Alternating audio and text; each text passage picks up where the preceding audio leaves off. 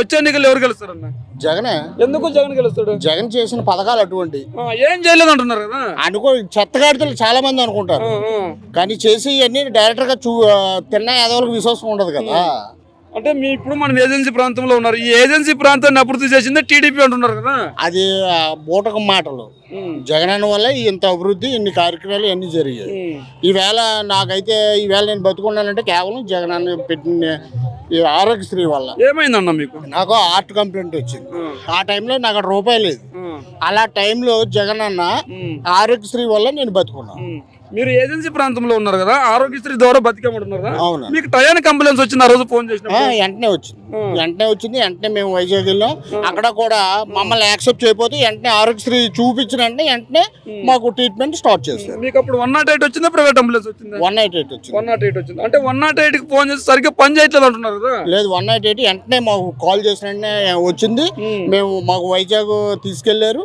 వెంటనే మేము మాకు ఆడ క్యాష్ లేకపోతే ఆరోగ్యశ్రీ చూపించిన వెంటనే మాకు ట్రీట్మెంట్ స్టార్ట్ చేస్తారు. అంటే ఆరోగ్యశ్రీ వర్తింపజేయడానికి ఏమైనా డబ్బులు తీసుకున్నారన్న మీ దగ్గర? రూపాయి తీసుకోలేదు, మొత్తం అంతా గవర్నమెంటే భరించింది. ఈవేళ మేము బతుకున్నామంటే కేవలం జగన్ అన్న పెట్టిన ఆరోగ్యశ్రీ పథకం వల్ల.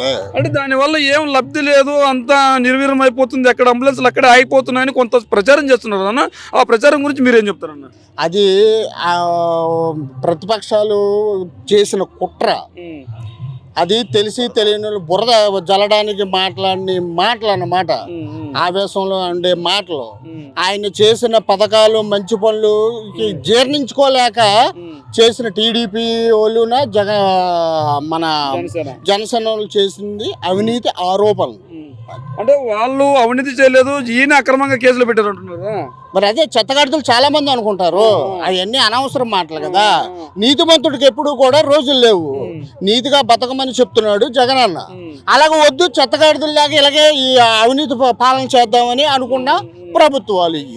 అంటే లోకేష్ గారు ఏమంటున్నారు అంటే, నేను పాదయాత్ర చేసినప్పుడు ప్రతి ఒక్కరు కష్టాలు చెప్పుకున్నారు, ఎక్కడ వేసిన గొంగలు అక్కడే ఉంది. టీడీపీ అభివృద్ధి చేసింటే ఆ అభివృద్ధి పనులన్నింటినీ వైసీపీ ఆపేసింది. నేను అభివృద్ధి సంక్షేమాలు ఇచ్చింటే అవన్నింటినీ ఆపేసింది. నిజంగా మీకు న్యాయం జరగాలి అంటే టీడీపీ జనసేన రావాలి అంటున్నారు. అది తప్పన్న. ఏదన్నా జగనన్న చేసిన పథకాలు ఏంటి, ఏదైనా సరే జగనన్న చేసిన మంచి కార్యక్రమాలు అన్నీ కూడా చాలా బాగున్నాయి. నెక్స్ట్ కూడా జగనన్నే మళ్ళీ సీఎం అవుతాడు. మేము వస్తే ఇంకా ఎక్కువ చేస్తామంటున్నారు కదన్న. రావాలి కదన్నా, రాని మాటలు ఎందుకన్నా. కన్ఫర్మ్ గా మళ్ళీ నెక్స్ట్ జగనన్నే సీఎం అవుతాడు.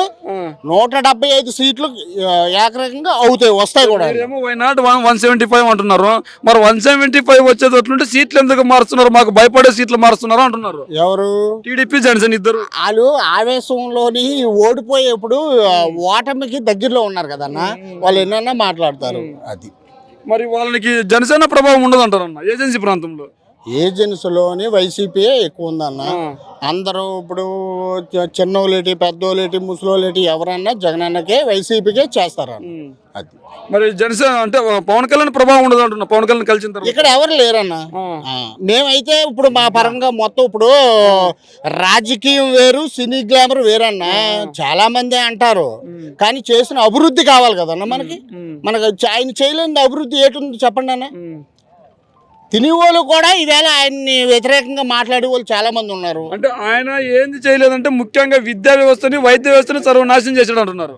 అనుకోవడానికి ఏముందన్న, మరి నెక్స్ట్ ఎలక్షన్లు కదా, ఆయన మీద బురద చల్లితే కానీ వీళ్ళకి ఆ పడ్డ 2 ఓట్లన్నా పడవు కదన్నా.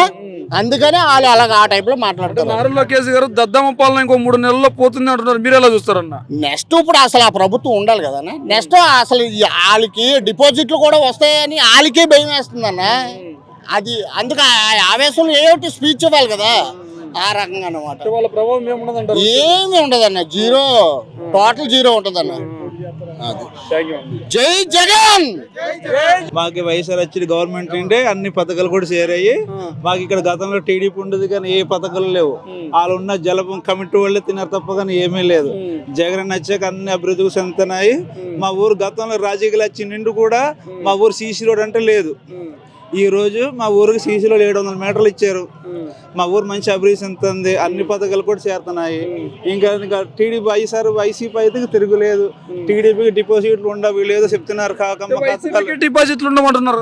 అంతా ఏదో అంటారు చూడు, ఏదో కప్పులు అంతా కానీ ఇక్కడ జనం చూసి చెప్పండి అన్న, జనం చూసి చెప్పండి. వసూలు జనం ఎంతమంది అవుతున్నారు. జనసేనకు కూడా వస్తున్నారు కదా, పవన్ కళ్యాణ్ మీటింగ్ పెడితే నిన్నే చూద్దాం. నిన్న యువగలం పాదయాత్ర ముగింపు సభకు దాదాపు 6 లక్షల పైన వచ్చారు. అక్కడ జనం ఎక్కడ కనబడుతున్నారన్న, అసలు జనం ఎక్కడ కనబడుతున్నారు. అక్కడ యువగలం పాదయాత్ర అన్నాడు, సైకిల్ ఆపేయారు. 4000 కిలోమీటర్లు అన్నారు, 3000 కిలోమీటర్లు చేసినట్టు ఉన్నారు. ఏమున్నా చెప్పు, అంతగానే ఏమీ లేదు. ఈ రాక్షసి పాలన నేను పాదయాత్ర చేయలేకపోతున్నాడు. ఏ దినుసులో అన్నా వైఎస్ఆర్ ప్రభుత్వం వచ్చిన నుంచి ఇక్కడ ప్రతి ఒక్కడు పేదవాడు అభివృద్ధి పొందినవాడు, అంతే తప్ప. కానీ టీడీపీ గతంలో ఉండేది, ఇక్కడ టీడీపీ అయితే పెద్దగా లేదన్న. నాకు ఓటు హక్కు అంటే ముందు వచ్చింది టీడీపీ, అంతగానే అప్పటి నుంచి అయితే ఇప్పుడు టీడీపీ లేదు ఇక్కడ.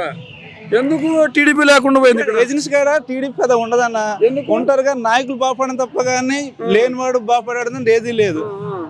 ఓన్లీ జలము కమిటీ లాళ్ళు అనుచరులు బాగుపడతారు, అంతేగాని. ఏజెన్సీ ప్రాంతాల్లో కూడా జన్మభూమి కమిటీలు వేసారా?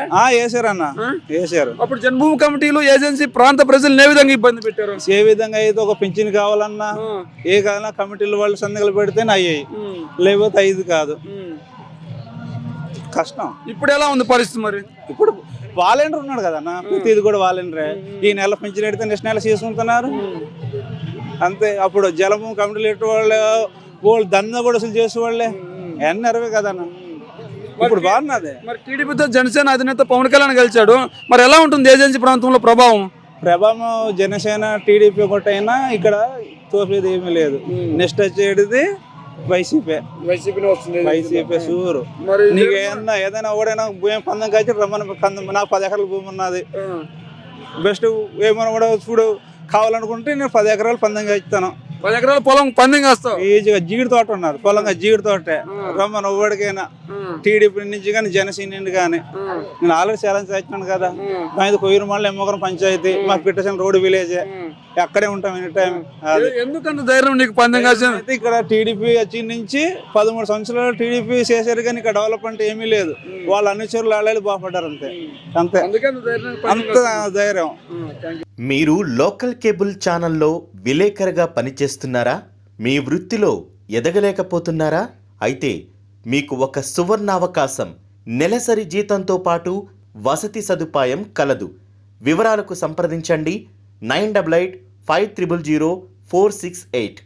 అర్హత ఇంటర్మీడియట్ డిగ్రీ. పనిచేయు స్థలం విజయవాడ.